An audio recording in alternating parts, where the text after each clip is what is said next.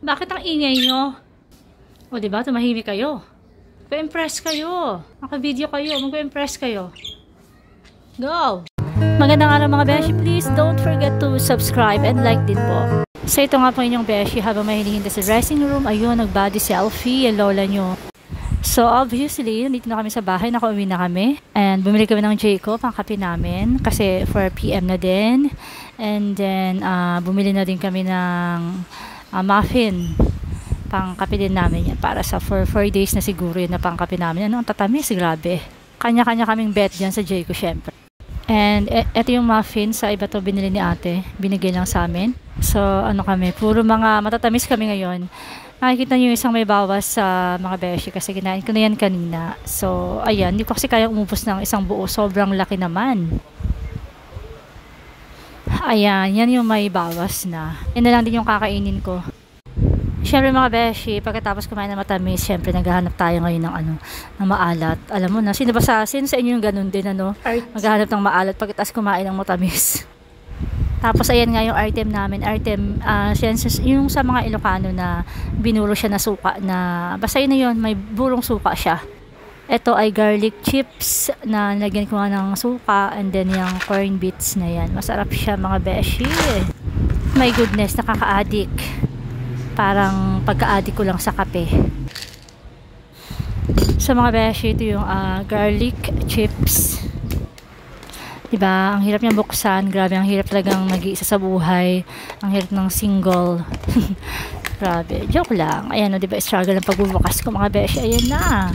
So, ayan siya. Ang sarap niya. Ayan, nilalagay ko dyan. Tapos lalagyan ko siya ng suka. Kumusta ang dugo ko. Siyempre mga beshi, pagkatapos kong kumain, diba? Ayan, naghanap ako ng ibang pagkakaabalahan. Kumbaga para bumaba naman yung kinain natin. Para pagpawisan tayo. Kaya ito ang aking napagdiskitahan ng aking mga nilabahan kaninang umaga. May pag-wave pa ang lola nyo.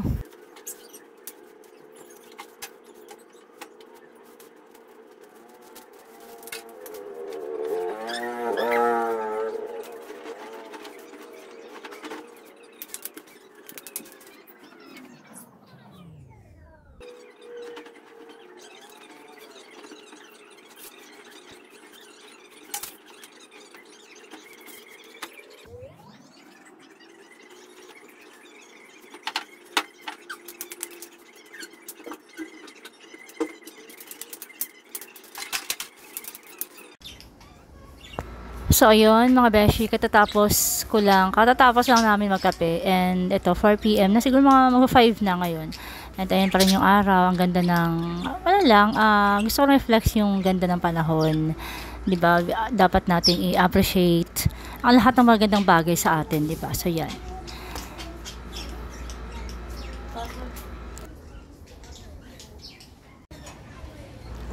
Just like this, flowers, diba? Ang ganda niya. So, we have to appreciate lang yung everyday life natin, na healthy tayo, wala tayong nararamdaman, diba? So, ayan ang weather natin ngayon. Napakaganda, diba?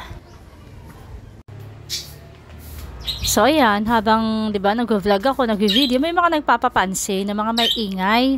Bakit ang ingay nyo? Ha?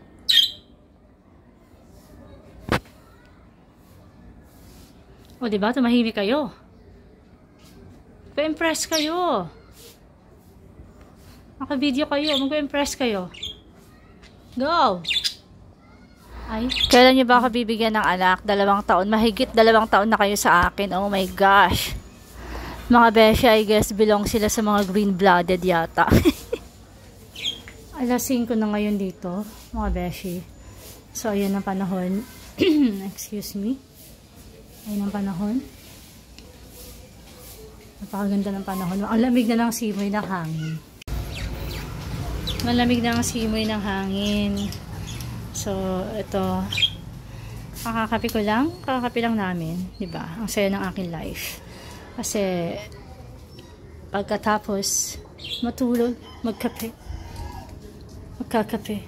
At may masarap pang merienda. Lalabas tayo sa mga halaman. Medyo lanta sila kasi kakatapos nga lang yung araw, diba? Katatapos lang lumubog. Yun na lang yung mga natitirang halaman ko mga beshi kasi nagtanggal ako ng iba kasi sobrang dami. So, ayan, yan na lang sila. Napakahirap din pala magdilig pag marami kang halaman. Mahirap mag-maintain. Parang sa maraming anak, 'di ba? Hindi mo na nabibigyan ng pansin yung iba. Ay, may ganun. Charot. Thank you so much for watching, guys. God bless you all.